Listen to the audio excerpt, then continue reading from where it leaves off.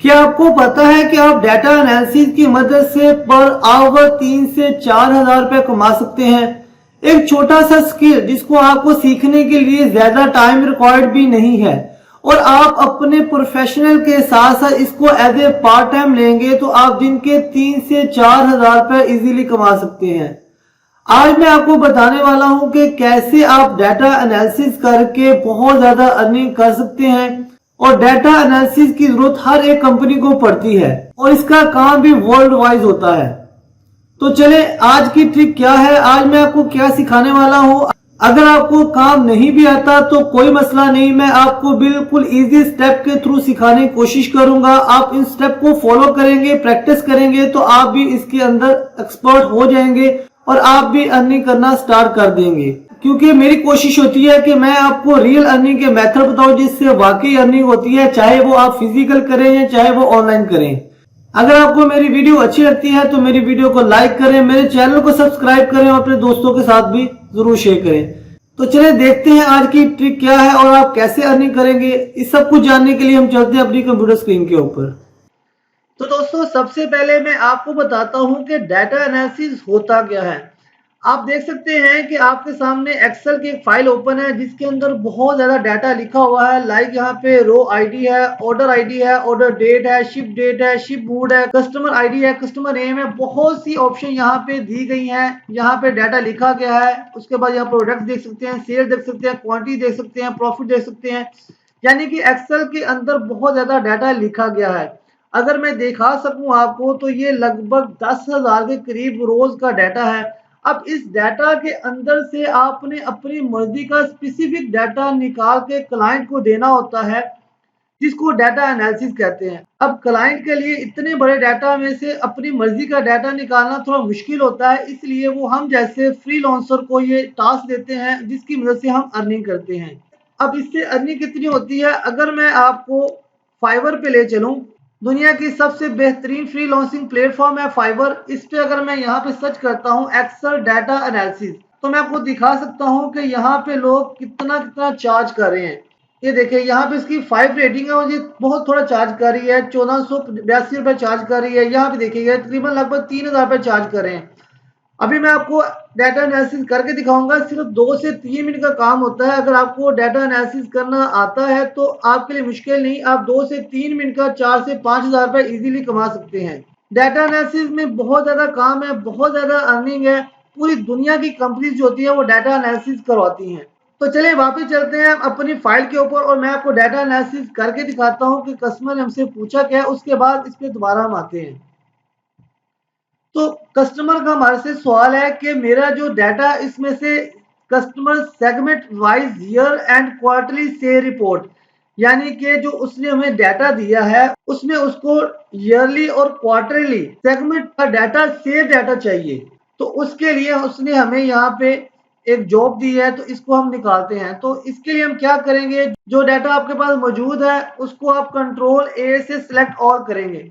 Set all करेंगे और हमारे पास इंसर्ट टैब के अंदर एक ऑप्शन होती है पिवट टेबल की। दोस्तों सबसे बेस्ट ऑप्शन है पिवट टेबल की आपके पास। अगर आप एक्सेल सीख रहे हैं तो पिवट टेबल पे हमेशा फोकस किया करें क्योंकि 90% आपका काम पिवट टेबल की मदद से हो जाता है। तो पिवट टेबल के ऊपर मैं क्लिक करता हूं। यहाँ पे हमारे पास ऑप्शन आती है कि आप पिवट टेबल कहाँ लेना चाहते हैं। तो न्यू वर्कशीट पे चाहते हैं तो न्यू पे ले लें, एग्जिस्टिंग वर्कशीट चाहते हैं तो एग्जिस्टिंग वर्कशीट पे ले सकते हैं। तो चलिए मैं न्यू वर्कशीट पे ले लेता हूँ, ओके करूंगा मैं यहाँ पे। तो हमारे सामने पिवट टेबल आ गया है और जो वहां पे रो के ऊपर हेडिंग लिखी थी वो सारी की सारी हेडिंग यहाँ पे आपके सामने आ चुकी है। ये देखिए जितनी भी हेडिंग थी वो सारी यहाँ पे आ चुकी हैं। अब हमारा टास्क क्या था, हमें क्वेश्चन क्या दिया गया था। उसने कहा था कि मुझे कस्टम का सेगमेंट वाइज ईयरली और क्वार्टरली शेयर बोर्ड चाहिए। यानी कि हमारे पास 3 चीजों को आना जरूरी है, एक सेगमेंट, दूसरा डेट और तीसरा शेयर। तो हम क्या करेंगे, यहाँ पे सबसे पहले आप यहाँ पे ऑर्डर डेट लेंगे। ऑर्डर डेट को आप उठा के रो में रख सकते हैं, कॉलम में रख सकते हैं। अगर मैं इसको रो में रखूंगा तो जरा सीक्वेंस अच्छा रहेगा, कॉलम में रखूंगा तो बहुत ज्यादा एक्सपेंड हो जाएगा। तो मैं इसको रो में रखता हूँ। तो यहाँ पे देखिए हमारे पास जितने ईयर्स हैं वो यहाँ पे आ जाएंगे। उसके बाद दूसरी ऑप्शन हमारे पास थी सेगमेंट की। तो यहाँ पे आप सेगमेंट को सिलेक्ट करें और इसको उठा के आप कॉलम में रख सकते हैं। ये देखिए, तो हमारे पास 3 सेगमेंट है। पहला सेगमेंट है कंज्यूमर, दूसरा है कॉर्पोरेट और तीसरा है होम ऑफिस। ठीक है, अब हमें तीसरी चीज क्या चाहिए थी? हमें तीसरी चीज चाहिए थी सेल। तो अब यहाँ से सेल को देखें कहाँ पे है सेल, और सेल को उठा के आप वैल्यू में रखें। वैल्यू में इसलिए रखते हैं क्योंकि हमने प्लस करना होता है या वैल्यू देखनी होती है, तो हम वैल्यू में ही रखते हैं। तो इस पर क्लिक करेंगे तो ये देखिए हमारे पास उसकी वैल्यू आ गई है, लेकिन वैल्यू जो हमें अभी आ रही है वो अभी ईयरली है। तो पहले तो मैं इस सारे डाटा को सिलेक्ट करता हूं और जो ये डेसिमल प्लेसेस है इसको यहां से खत्म कर देता हूं। ये ले, ठीक हो गया। उसने हमें कहा था ईयरली और क्वार्टरली। ईयरली तो हमारे सामने डाटा आ गया है कि 2014 के अंदर कंज्यूमर कितना था, कॉर्पोरेट कितना था और उसके बाद होम ऑफिस कितना था, और टोटल और ग्रैंड टोटल भी हमारे पास आ गया है। लेकिन हमें तो क्वार्टरली भी चाहिए, तो फिर क्या करेंगे, आप कहीं पे भी पिवट टेबल के अंदर कहीं पे भी राइट क्लिक करेंगे तो हमारे पास ऑप्शन आती है ग्रुप की। यहाँ पे इस पे क्लिक करेंगे। अब देखिए उसने डाटा शो किया हुआ है यहाँ पे मंथ, क्वार्टर और ईयर।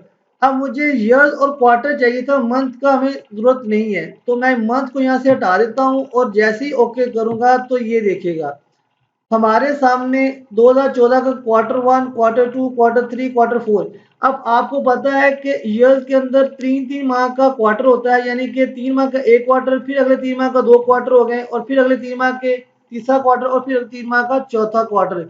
यानी कि साल को 4 हिस्सों में डिवाइड किया जाता है। तो जो उसका क्वेश्चन था उसके मुताबिक हमने यहाँ पे उसका डाटा एनालिसिस करके दे दिया है। ये इसके सामने रिपोर्ट है। ये रिपोर्ट आप उसको सेंड करेंगे और वो आपको जितना भी आपने उससे कहा होगा वो आपको पैसे देगा। इसके अलावा और भी आप जानना चाह रहे हैं तो मैं थोड़ा सा एक्स्ट्रा आपको बता देता हूं। जैसे कि एनालाइज टैब में आप जाएंगे, यहाँ पे स्लाइसर की ऑप्शन होती है। आप यहाँ पे मजीद डाटा को कम करके दे सकते हैं, यानी कि यहाँ पे अगर मैं शिप मोड पे क्लिक करता हूँ और उसके बाद मैं यहाँ पे कैटेगरीज पे क्लिक कर देता हूँ और उसको ओके करता हूँ, तो हमारे सामने 2 स्लाइसर आ गए हैं। देखिएगा 2 स्लाइसर है। अब स्लाइसर के बारे में मैं पहले बता चुका हूँ, लेकिन मैं यहाँ पे थोड़ा सा आइडिया देता हूँ। इस पूरे डाटा में से मुझे वो डाटा चाहिए जो सेम डे डिलीवरी हुई है। तो मैं यहाँ पे सेम डे पे क्लिक करता हूँ, तो ये देखिए ये सेम डे डिलीवरी जो हुई है उसका रिकॉर्ड हमारे सामने आया है। अब सेम डे में जो डिलीवरी हुई है उसमें किसके बारे में जानना है, कौन सी कैटेगरी के बारे में जानना है, फर्नीचर के बारे में जानना है, ऑफिस सप्लाईज के बारे में जानना है, या टेक्नोलॉजी के बारे में। तो मैं अगर टेक्नोलॉजी पे क्लिक करता हूँ तो ये देखें सेम डे शिपिंग मोड के अंदर जो टेक्नोलॉजी का डाटा था वो भी हमारे सामने आ गई, यानी कि जो आपको कस्टमर कहेगा उसके मुताबिक आप यहाँ पे काम कर सकते हैं। लेकिन फिलहाल जो हमारे पास क्वेश्चन था वो यही था कि आप customer segment wise year end quarterly sale report ये चेक करनी थी, तो जो कि हमारे सामने आ चुकी है। तो ये देखा दोस्तों कितनी आसानी से मैंने ये रिपोर्ट निकाली। इतने 10,000 रिकॉर्ड में से मैंने अपनी मर्जी का रिकॉर्ड निकाल लिया। इसको हम बोलते हैं डाटा एनालिसिस। तो यही काम यहाँ पे हम करते हैं, तो इसकी हमें पेमेंट मिलती है। अब जरूरी नहीं कि आप सिर्फ फाइवर पे ही काम करें, आप अपवर्क पे भी अपनी प्रोफाइल बना सकते हैं, आप guru.com पे बना सकते हैं, आप फ्रीलांसर के ऊपर अपनी प्रोफाइल बना सकते हैं। आपको इंशाल्लाह ताला ऑर्डर जरूर मिलेंगे। अगर आपको फाइवर पे अकाउंट बनाना नहीं आता तो कोई मसला नहीं है, आपने जाना है यूट्यूब के ऊपर, वहां लिखना है how to create Fiverr account Yasir Mughal. तो आपके सामने ये 2 वीडियो आएंगी। इसमें मैंने पहली वीडियो में बताया है कि आप फाइवर का अकाउंट कैसे क्रिएट करते हैं। फाइवर का अकाउंट जब क्रिएट कर लेंगे उसके बाद आपने गिग बनानी है, तो यहाँ पे मैंने गिग बनाने का तरीका भी मुकम्मल तरीके से बताया है, प्रोफेशनल तरीके से। और अगर आपको एक्सेल नहीं आता, एक्सेल का नहीं पता, पिवट टेबल नहीं आता, तभी कोई मसला नहीं। आप जिस यूट्यूब चैनल के ऊपर मेरी ये वीडियो देख रहे हैं, इसी यूट्यूब चैनल पे आपने प्लेलिस्ट में जाना है। यहाँ पे आप देख सकते हैं कि माइक्रोसॉफ्ट एक्सेल की मैंने मुकम्मल प्लेलिस्ट, बल्कि मुकम्मल ट्यूटोरियल के हिसाब से एक्सेल को सिखाया है, समझाया है कि आप कैसे कैसे एक्सेल में काम कर सकते हैं। और अगर आप सिर्फ पिवट टेबल के बारे में जानना चाहते हैं तो ये देखिए मैंने एक प्लेलिस्ट बनाई है पिवट टेबल के बारे में। आप पिवट टेबल की तमाम वीडियो देखिएगा, 8 वीडियो हैं। अगर इन तमाम वीडियो को आप देख लेंगे तो आप पिवट टेबल के अंदर एक्सपर्ट हो जाएंगे और आप डाटा एनालिसिस काम आसानी से सीख सकते हैं और कर सकते हैं।